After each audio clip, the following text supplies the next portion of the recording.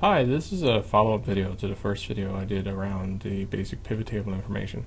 There's a couple of neat features if you want to dig a little bit further into formatting or into drilling down into the data that are available in Excel 2010. So I'm just going to start here from the pivot table that I created in the last video. One thing you can always do once you create a pivot table is if you want to drill down into a field to see where it came from, you can double click the field. So in this case, if I wanted to see, it says there's 2 catchers for Blue Jays. If you double click this field, it'll actually show you the information about both of those cases. So that can be really neat once you've consolidated something and you really want to see the breakdown of where those pieces came from. And then you can go back to your original sheet where the pivot table was here at the bottom.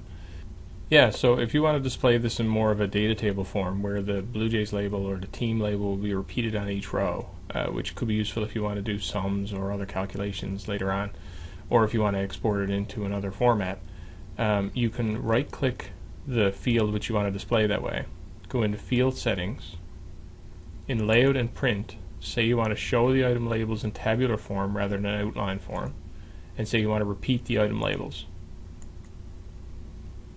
So now you can see we've still got subtotals here. So you might decide you want the totals removed. So again, same thing, you can right click the field and uncheck this subtotal team ID. So now you've got a table which would have your team, your position, your average, and your count.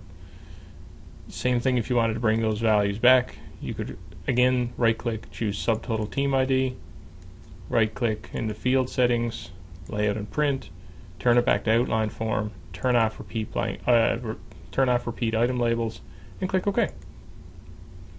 So there's a couple of other sort of neat formatting options that are available under here.